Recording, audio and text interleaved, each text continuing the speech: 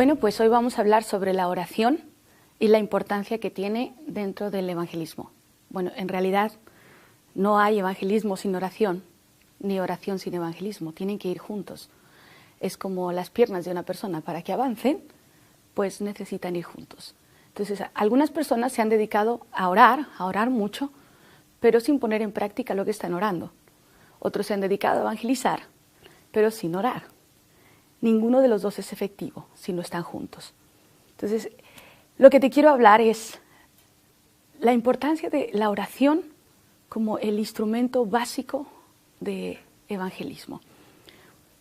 Hace ya un par de siglos, en 1727, hubo un conde que sintió en su corazón que había que levantar y restaurar la oración.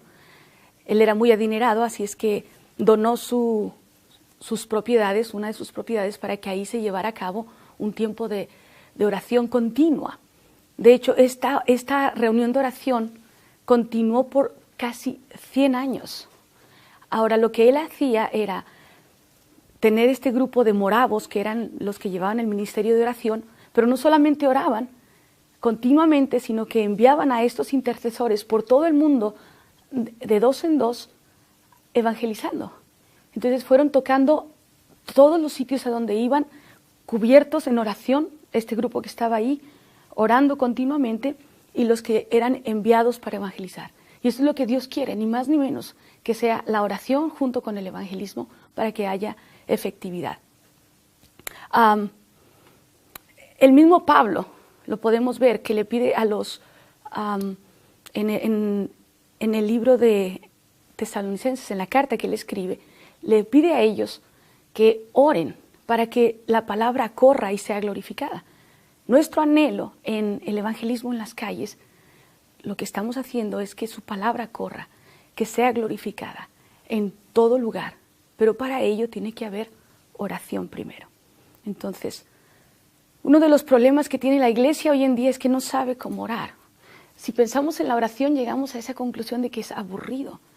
Y empezamos a orar, la gente empieza a orar y dura 10 minutos, 15 minutos y se le acaban las palabras. Dice, ahora, ¿qué más digo? ¿Qué más hago? Y empiezan a bostezar. A mí me pasó muchas veces, no eres tú el único, me pasó muchas veces de quedarme dormida mientras intentaba orar. Y lo que pasa es que perdimos, en algún momento de nuestra historia, la iglesia perdió lo que era la verdadera oración. Los discípulos, viendo a Jesús todos los milagros que hacía, lo veían resucitar muertos, darle de comer a miles, sanar enfermos, cosas increíbles, y lo estaban viendo todos los días. Entonces llega ese momento que vienen a Jesús y le dicen, Jesús, enséñanos a orar. No le pidieron, enséñanos a hacer milagros, enséñanos a sacar fuera demonios. No, le dijeron, Jesús, enséñanos a orar. Ellos veían que Cristo pasaba horas en oración con el Padre y que cuando Él salía de esos tiempos de oración, Él hacía todo el resto. Entonces, eso que ellos le pidieron a Jesús, nosotros también se lo debemos pedir. Enséñanos a orar. La oración modelo que tenemos es el Padre Nuestro, que Jesús se lo enseñó a sus discípulos. Y les dijo, esta es la forma de orar. Ahora, la idea no es repetir el Padre Nuestro para decir estoy orando correctamente. La idea es profundizar en el Padre Nuestro y saber lo que Él está diciendo. Ahora, vemos en el Padre Nuestro que Él dice, Padre Nuestro que estás en los cielos. Cuando Jesús empieza a hablar así, Él no solamente está diciendo Padre Nuestro que estás en los cielos, está teniendo una intimidad con el Padre. De hecho, Jesús, cuando hablaba con Dios, le decía Abba, Padre. Abba es una expresión de intimidad, papito, Abba. Simplemente con decir Abba ya era intimidad, ya era una relación tan cercana con Él. Y algo que Dios nos está diciendo con el Padre Nuestro, lo que Jesús nos está diciendo es que Él quiere que aprendamos a deleitarnos en su presencia, que cuando llegamos a Él podamos simplemente entrar, quedarnos quietos y empezar a adorarle y disfrutar. De hecho, hay varios pasajes, toda la Biblia nos habla de un deleite que debemos tener en su presencia. El que aprendió a tener deleite, a deleitarse en Dios fue David, el salmista. Todos los salmos, si los vamos leyendo, podemos descubrir una intimidad, una relación que tenía David con el Padre. Impresionante. Podemos leer en el Salmo 37:4, donde está diciendo, deleítate a sí mismo en el Señor. Es lo primero, que nos deleitemos, que cuando entramos a orar, nos deleitemos y estemos ahí en su presencia, simplemente recibiendo de Él, adorándole. Ni siquiera tenemos que decir muchas cosas, solamente disfrutar de su presencia. No sabemos disfrutar de Dios, no hemos aprendido. De hecho, la razón es porque no le conocemos. Si te subes en un coche con una persona que no tienes mucha relación con ella, tienes que hablar y hablar para llenar ese espacio. Pero si conoces a la persona, pueden durar largos periodos sin hablar, porque la conoces y simplemente estás disfrutando de su presencia. Con Dios es igual, es entrar y disfrutar, deleitarse en su hermosura. Entre más lo hacemos al entrar y simplemente decir, Dios, enséñame a disfrutar de tu presencia, enséñame a contemplar tu hermosura. En el Salmo 27:4 dice, para contemplar tu hermosura he venido, estar en tus atrios y contemplarte. Así es que lo primero que Jesús le está enseñando a sus discípulos es entrar y tener esa relación con el Padre. Y luego empieza a decirles algo más profundo también. Les dice, venga tu reino, hágase tu voluntad. Eso es importante. Entendemos que el reino, todo lo que está pasando en el cielo, tiene que suceder aquí en la tierra. Y es lo que debemos pedirle, que tu voluntad sea hecha aquí en la tierra. Ahora, el problema de la iglesia en no saber orar es porque no sabemos cuál es la voluntad del Padre. Pero la forma de saberlo es, y esto no hay pierde, la Escritura. La palabra de Dios, la Biblia, es su voluntad. De hecho, es testamento. Testamento es voluntad escrita. Así es que si queremos orar correctamente como iglesia, necesitamos orar la palabra. Necesitamos entrar en la palabra, meditar en la palabra, declarar la palabra, cantar la palabra. Eso es importante, cantar la palabra. Por eso nuestros tiempos de oración se vuelven a veces monótonos. No entendemos lo que sucedió en el tiempo pasado con David. David era el adorador por excelencia. Dice que Dios se deleitaba en el corazón de David porque era un adorador, porque buscaba su presencia, porque la disfrutaba. El tabernáculo que David levantó, un tabernáculo de adoración. Dice que en Amós, que en los últimos tiempos, Amós 9:11, será levantado otra vez ese tabernáculo que David tenía. Ahora, ¿qué características tenía el tabernáculo de David? Estas eran sus características.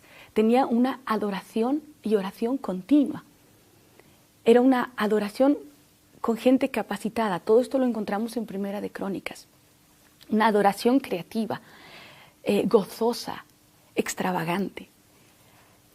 Y todo eso que estaba en el tabernáculo de David, Dios quiere que lo volvamos a poner en estos tiempos. Que se levante esa adoración continua, esa oración continua. Por eso por todo el mundo se están levantando casas de oración, lugares donde la gente está aprendiendo estos detalles que Jesús les dijo a sus discípulos. Entra, deleítate con el Padre, empieza a pedir que venga su reino, empieza a pedir su voluntad, que se cumpla aquí. Y su voluntad es su palabra. Entonces, ¿cómo orar correctamente? La palabra de Dios. Empezamos a buscar pasajes en la Biblia que nos ayuden a comprender todo esto. Los salmos, por ejemplo, orar los salmos, declarar los salmos, cantar los salmos. ¿Cómo se canta? ¿Cómo se canta una oración? Es sencillo, tienes un músico que está siguiendo una melodía. A esa melodía le pones lo mismo que estás declarando con la palabra. Ejemplo. En Apocalipsis 3 habla sobre lo que Dios está diciendo que quiere que su iglesia haga. En los momentos en que se encuentra, empieza Dios a decir que la iglesia está fría, que no está caliente ni fría, que está tibia, que está en un tiempo de decir, lo tengo todo, estoy vestido, no me hace falta nada. Pero Dios le está diciendo a la iglesia, no, necesitas vestirte, necesitas ponerte colirio en los ojos para que veas, necesitas volver otra vez a tu primer amor. Y entonces está diciendo Dios a la iglesia que tiene que volver a despertar, que tiene que abrir los ojos, abrir la puerta, recibir a Jesús y tener intimidad con Él. Esa es su voluntad para la iglesia, quiere tener intimidad con nosotros. Ahora, la iglesia ahora mismo, en este siglo, no está teniendo esa intimidad. Están dormidos, estamos en un mundo, como en una nube, sin conectar con Dios. Y Él está diciendo, vuelve a tu primer amor. Ahora entonces, ¿cómo lo ponemos todo esto en oración? Empezamos a leer ese pasaje, a decir, vístete con vestiduras blancas, ponte colirio en los ojos. Lo empezamos a leer en la Escritura. ¿Cómo se parafrasea un pasaje bíblico, un versículo? Tú lo estás leyendo en versión Reina Valera y a veces puede haber palabras que no son muy claras, pero si empiezas a meditar y a buscar el significado de esas palabras, entonces puedes llegar a algo todavía más profundo. Entonces, hablando sobre esta escritura en Apocalipsis 3, dices, colirio en los ojos. Colirio era un líquido que hacía que se aclarara a la vista, que pudieran ver.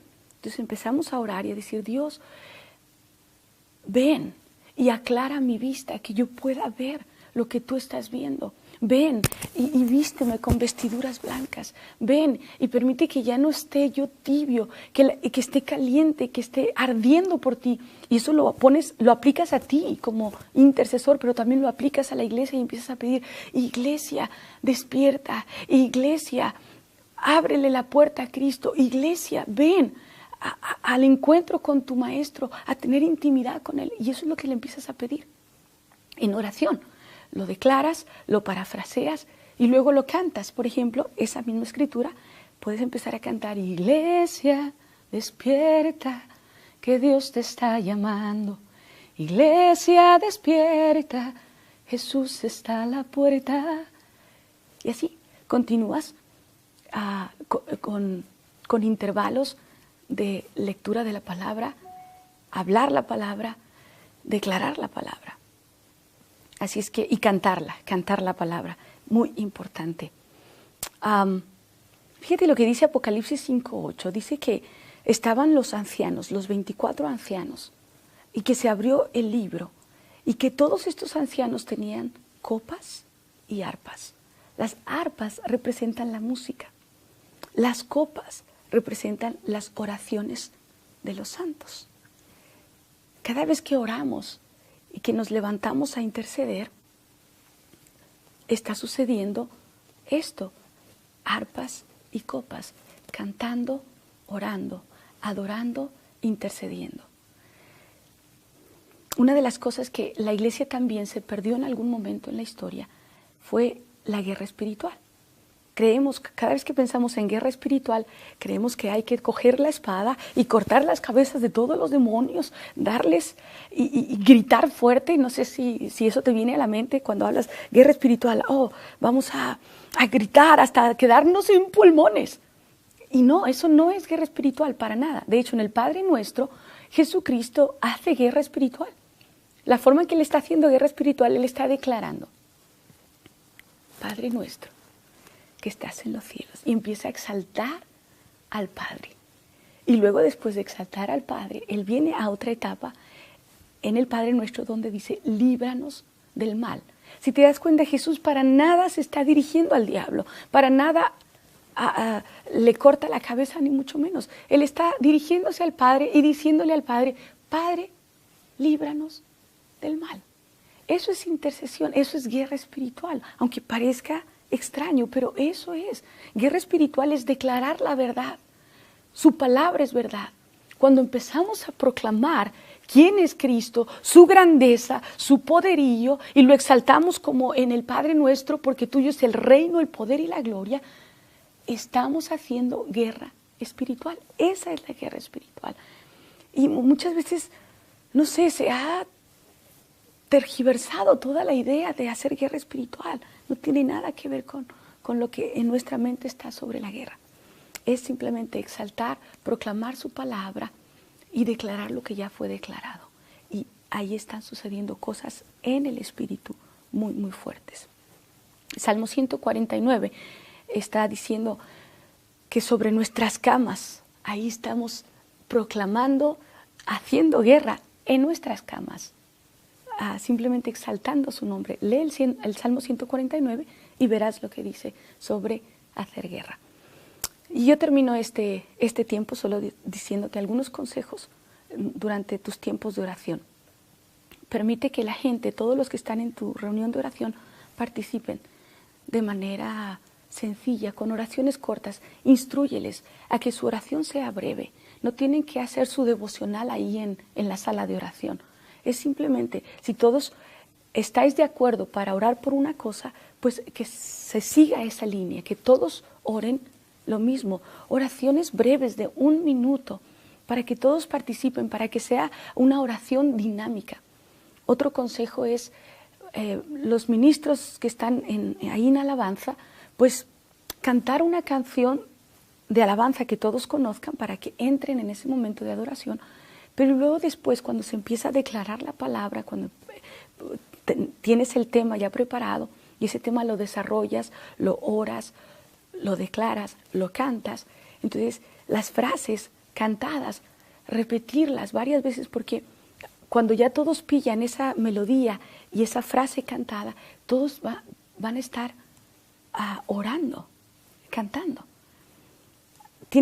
Las reuniones de oración se vuelven deliciosas cuando aprendes a fluir en esta forma. Nosotros hemos pasado 2 horas, 3 horas, 4 horas y se nos hace corto. Yo nunca había disfrutado tanto mi tiempo de oración hasta que aprendí esto. Aprendí que Dios quiere que oremos su palabra.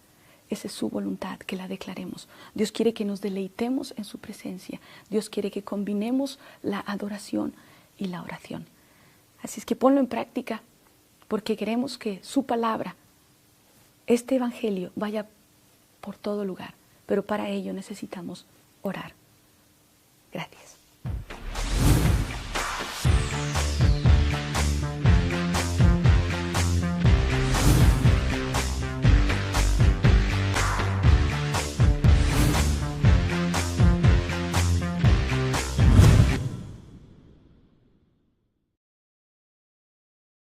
Llevar a cabo un tiempo de oración continua. De hecho, esta reunión de oración continuó por casi 100 años. Ahora, lo que él hacía era tener este grupo de moravos, que eran los que llevaban el ministerio de oración, pero no solamente oraban continuamente, sino que enviaban a estos intercesores por todo el mundo, de 2 en 2, evangelizando. La importancia de la oración como el instrumento básico de evangelismo.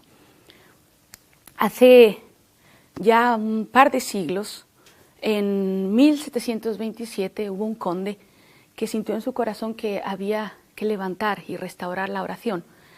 Él era muy adinerado, así es que donó sus propiedades, una de sus propiedades, para que ahí se evangelismo sin oración, ni oración sin evangelismo. Tienen que ir juntos. Es como las piernas de una persona, para que avancen, pues necesitan ir juntos. Entonces, algunas personas se han dedicado a orar mucho, pero sin poner en práctica lo que están orando. Otros se han dedicado a evangelizar, pero sin orar. Ninguno de los dos es efectivo si no están juntos. Entonces, lo que te quiero hablar es